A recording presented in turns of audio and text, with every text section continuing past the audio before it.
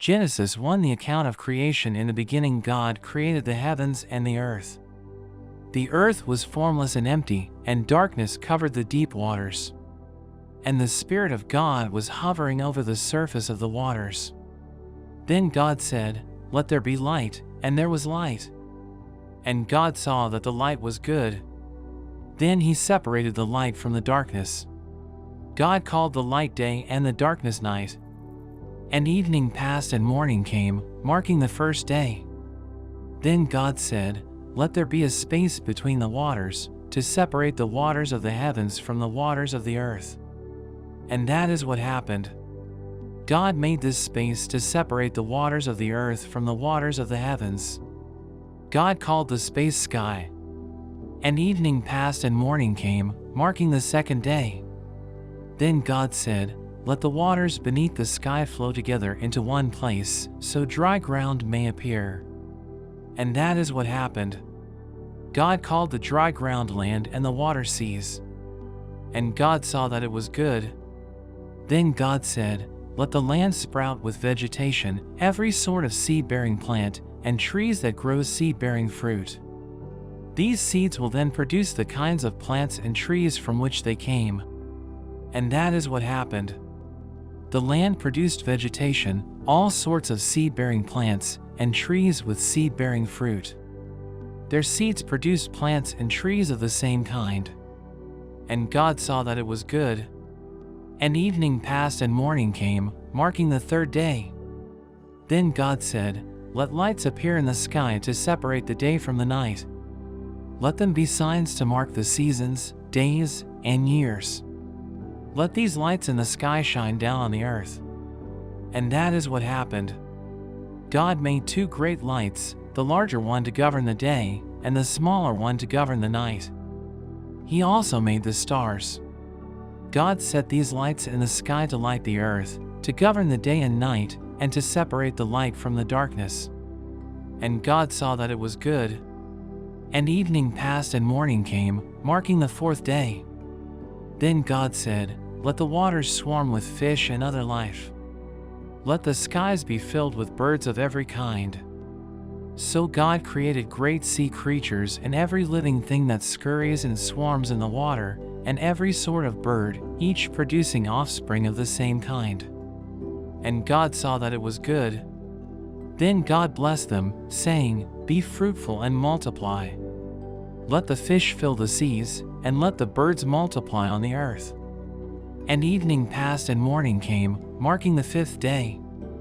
Then God said, "Let the earth produce every sort of animal, each producing offspring of the same kind, livestock, small animals that scurry along the ground, and wild animals." And that is what happened. God made all sorts of wild animals, livestock, and small animals, each able to produce offspring of the same kind. And God saw that it was good. Then God said, "Let us make human beings in our image, to be like us. They will reign over the fish in the sea, the birds in the sky, the livestock, all the wild animals on the earth, and the small animals that scurry along the ground." So God created human beings in his own image. In the image of God he created them, male and female he created them. Then God blessed them and said, "Be fruitful and multiply. Fill the earth and govern it. Reign over the fish in the sea, the birds in the sky, and all the animals that scurry along the ground." Then God said, "Look, I have given you every seed-bearing plant throughout the earth and all the fruit trees for your food. And I have given every green plant as food for all the wild animals, the birds in the sky, and the small animals that scurry along the ground, everything that has life." And that is what happened. Then God looked over all he had made, and he saw that it was very good. And evening passed and morning came, marking the sixth day.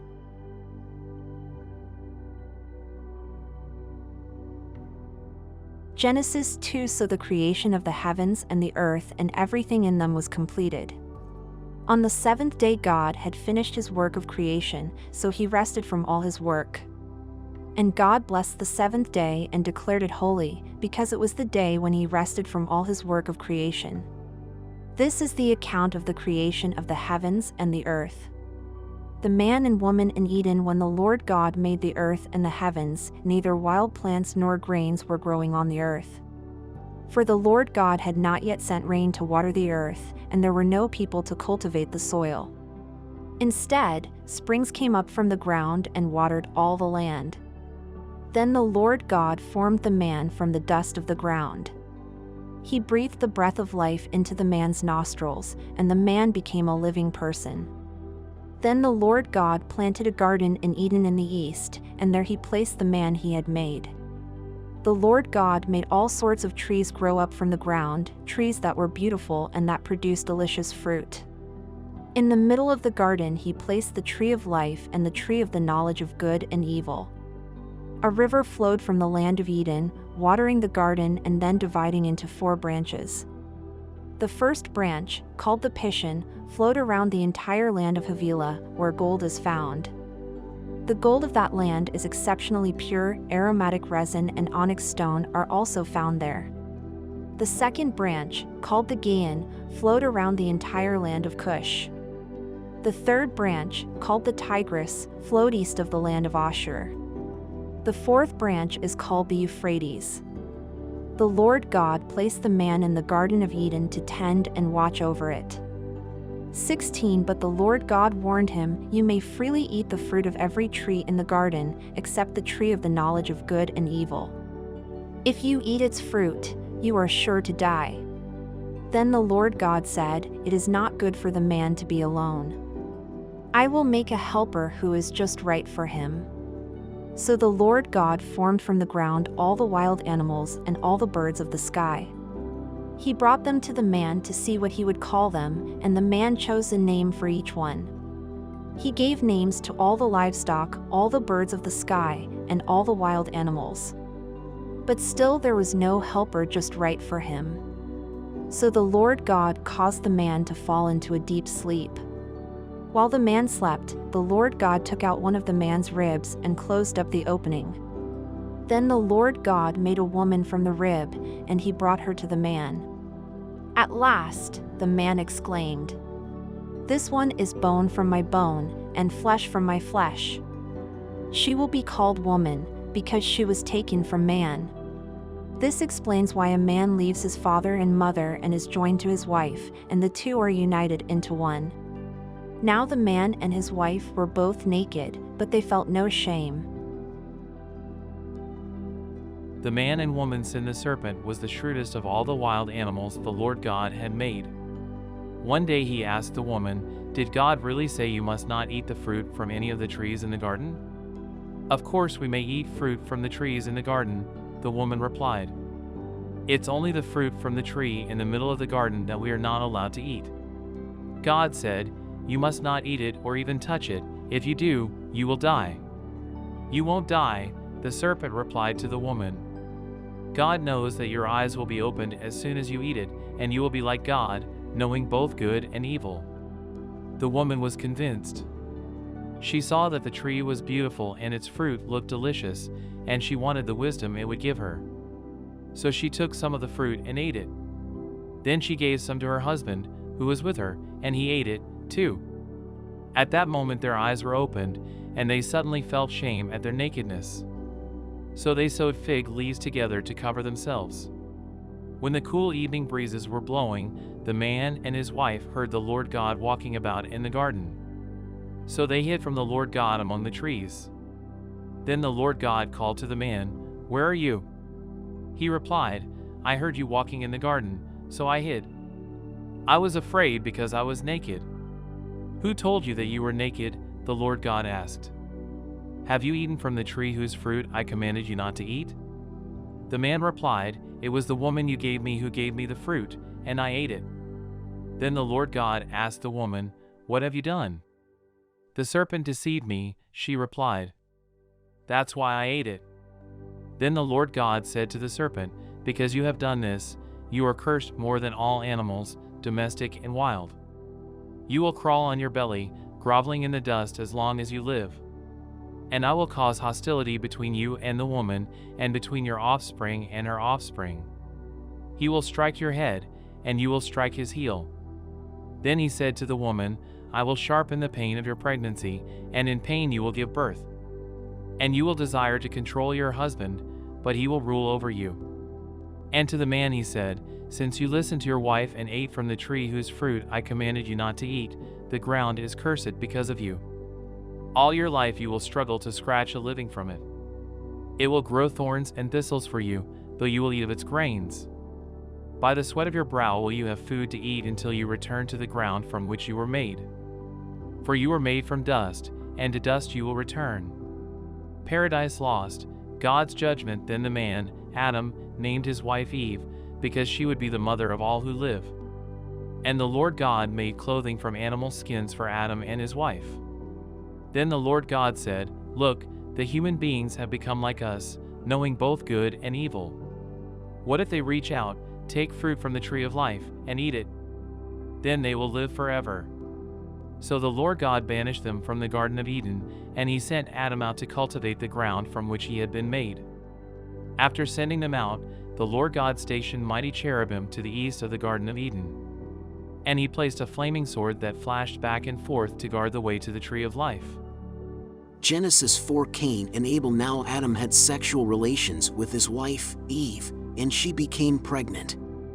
When she gave birth to Cain, she said, With the Lord's help, I have produced a man. 2 later she gave birth to his brother and named him Abel. When they grew up, Abel became a shepherd, while Cain cultivated the ground. When it was time for the harvest, Cain presented some of his crops as a gift to the Lord. Abel also brought a gift, the best portions of the firstborn lambs from his flock. The Lord accepted Abel and his gift, but he did not accept Cain and his gift. This made Cain very angry, and he looked dejected. Why are you so angry? The Lord asked Cain. Why do you look so dejected? 7 You will be accepted if you do what is right. But if you refuse to do what is right, then watch out. Sin is crouching at the door, eager to control you. But you must subdue it and be its master. One day Cain suggested to his brother, Let's go out into the fields. And while they were in the field, Cain attacked his brother, Abel, and killed him. Afterward the Lord asked Cain, Where's your brother? Where is Abel? I don't know, Cain responded. Am I my brother's guardian? But the Lord said, What have you done? Listen. Your brother's blood cries out to me from the ground. Now you are cursed and banished from the ground, which has swallowed your brother's blood. No longer will the ground yield good crops for you, no matter how hard you work. From now on you will be a homeless wanderer on the earth. Cain replied to the Lord, My punishment is too great for me to bear. You have banished me from the land and from your presence. You have made me a homeless wanderer. Anyone who finds me will kill me. The Lord replied, No, for I will give a 7-fold punishment to anyone who kills you. Then the Lord put a mark on Cain to warn anyone who might try to kill him. So Cain left the Lord's presence and settled in the land of Nod, east of Eden. The descendants of Cain had sexual relations with his wife, and she became pregnant and gave birth to Enoch. Then Cain founded a city, which he named Enoch, after his son. Enoch had a son named Irad. Irad became the father of Mehujael. Mehujael became the father of Methuselah. Methuselah became the father of Lamech. Lamech married 2 women. The first was named Ada, and the second was Zillah. Ada gave birth to Jabal, who was the first of those who raise livestock and live in tents. His brother's name was Jubal, the first of all who play the harp and flute. Lamech's other wife, Zillah, gave birth to a son named Tubal-Cain. He became an expert in forging tools of bronze and iron. Tubal-Cain had a sister named Naamah. One day Lamech said to his wives, Ada and Zillah, Hear my voice, listen to me, you wives of Lamech. I have killed a man who attacked me, a young man who wounded me. If someone who kills Cain is punished 7 times, then the one who kills me will be punished 77 times. The birth of Seth. Adam had sexual relations with his wife again, and she gave birth to another son. She named him Seth, for she said, God has granted me another son in place of Abel, whom Cain killed. 26 When Seth grew up, he had a son and named him Enosh. At that time people first began to worship the Lord by name. Genesis 5 The descendants of Adam. This is the written account of the descendants of Adam. When God created human beings, he made them to be like himself. He created them male and female, and he blessed them and called them human. When Adam was 130 years old, he became the father of a son who was just like him, in his very image. He named his son Seth. After the birth of Seth, Adam lived another 800 years, and he had other sons and daughters.